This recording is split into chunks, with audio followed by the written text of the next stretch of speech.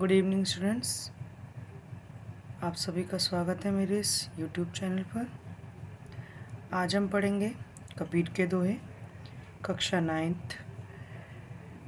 चलिए शुरू करते हैं। कबीर दास जी के जन्म को लेकर यूँ तो कई विद्वानों में मतभेद है, परंतु जो कुछ विद्वानों के अनुसार उनका जन्म माना जाता है वह सन 1398 में काशी में माना जाता है। एक किंवदंती है कि विधवा ब्राह्मणी को एक ऋषि के आशीर्वाद से एक पुत्र रत्न की प्राप्ति हुई थी, जिसको लोक लाज के भय से उन्होंने लहर तारा तालाब के किनारे त्याग दिया था और वहाँ से गुजर रहे जुलाहा दंपत्ति नीरू और नीमा ने उनका पालन पोषण किया। कबीर के 3 रचनाएं हमें मिलती हैं, साखी, सबद, रामायणी, जो कबीर ग्रंथावली या बीजक नामक संग्रह में संग्रहित है।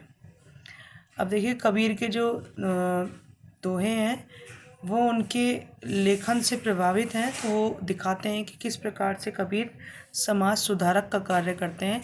कबीर का मुख्य उद्देश्य समाज में जो बुराइयां थी और जो जात पात, ऊंच नीच, धर्म भेद थे, उनको दूर करना व सांसारिक मुक्ति का रास्ता दिखाना कि आत्मा को परमात्मा की प्राप्ति किस प्रकार से हो सकती है। इनके गुरु का नाम रामानंद था। और चलिए शुरू करते हैं। पहले दोहे में देखिए कि मान सरोवर सुभर जल, हंसा कली कराही। तो मान सरोवर 2 अर्थ हैं। मान सरोवर एक तो तालाब हो गया, दूसरा जो साधना अवस्था में सहस्त्रार चक्र होता है उसके लिए मानसरोवर शब्द का प्रयोग किया गया है। सुभर, सु मतलब अच्छा, भर मतलब भरा हुआ, अच्छे से भरा हुआ, जल मतलब पानी। हंसा, हंसा मतलब एक हंस आत्मा, ठीक है, और एक हंस पक्षी होता है। कली, कली या केली, ये केली आएगा इसमें, केली होता है, केली है ना। केली का अर्थ होता है खेलना, ठीक है। तो फर्स्ट लाइन का अर्थ क्या बनेगा कि पहले हम हंस के हिसाब से देख लेते हैं कि जिस प्रकार हंस मानसरोवर के भरे हुए जल में क्रीड़ा करते हुए मुक्ताफल, मुक्ताफल होता है मोती, ठीक है, मुक्ताफल होता है मोती। और दूसरा अर्थ जो मुक्ताफल के लिए आएगा वो आएगा आनंद, सात्विक आनंद या आनंद की प्राप्ति, ठीक है, जो साधना में प्राप्त होती है।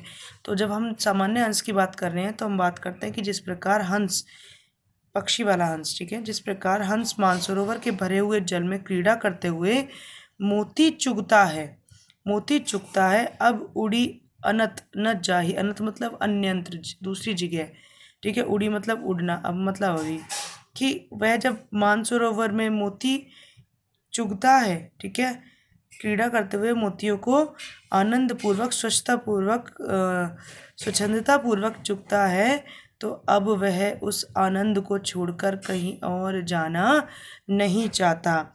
उसी प्रकार यहाँ पर बताया गया है कि जब जीव यानी आत्मा समाधि की अवस्था में सहस्त्रार चक्र में चली जाती है तो वह भी वहाँ से प्राप्त होने वाले आनंद को छोड़कर सांसारिक सुखों की ओर जाना नहीं चाहती है।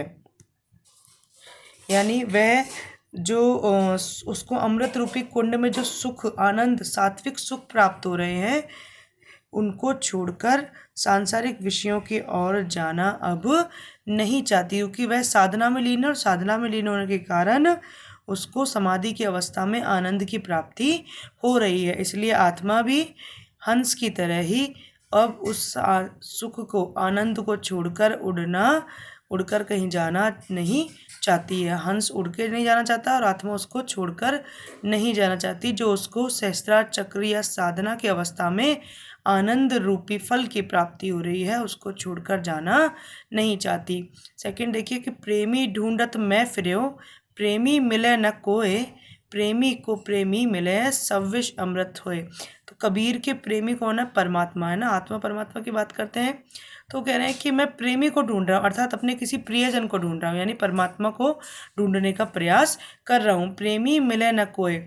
और जब तक व्यक्ति के मन में किसी भी प्रकार के बुरे भाव रहते हैं तब तक उसको परमात्मा की प्राप्ति नहीं होती। जब तक उसके मन में सांसारिक लोभ, लालच, माया के भाव रहते हैं, तृष्णा के भाव रहते हैं, तब तक उसे परमात्मा की प्राप्ति नहीं होती। प्रेमी को प्रेमी मिले, और जिस दिन ये सभी भाव दूर हो जाते हैं उस दिन आत्मा को परमात्मा की प्राप्ति हो जाती है। सब विष अमृत होए। और जिस दिन आत्मा को परमात्मा की प्राप्ति हो जाती है उस दिन उसके जीवन रूपी जितने भी दुख हैं वह अमृत रूपी सुख में बदल जाएंगे। नेक्स्ट देखिए, हस्ती चढ़िए ज्ञान को सहज दुरीचा डार, स्वान रूप संसार है भूखन दे झकमार।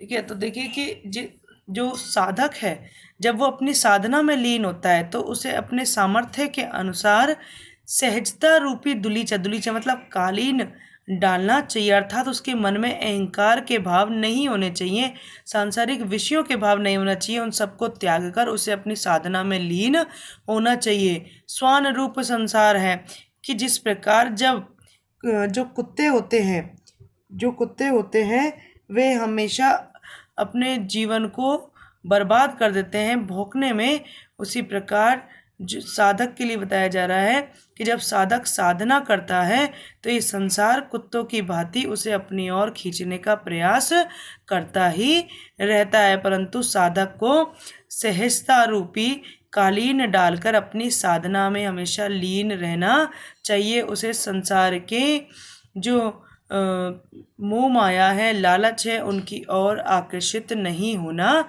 चाहिए। नेक्स्ट देखिए, पखा पखी के कारण, पखा पखी होती है पक्ष विपक्ष, ठीक है, भेदभाव।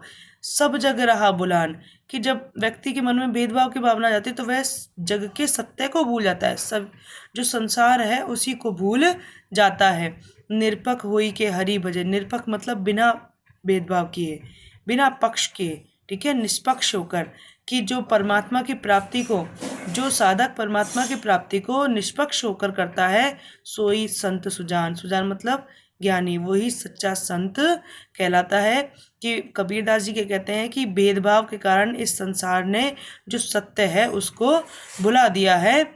जो साधक अपनी साधना में निष्पक्ष होकर परमात्मा प्राप्ति की ओर चलता है वही सच्चा संत कहलाता है। नेक्स्ट देखिए कि हिंदू मुआ राम कही मुसलमान खुदाई, कह कबीर सो जीव था जो दुह के निकट ना जाई।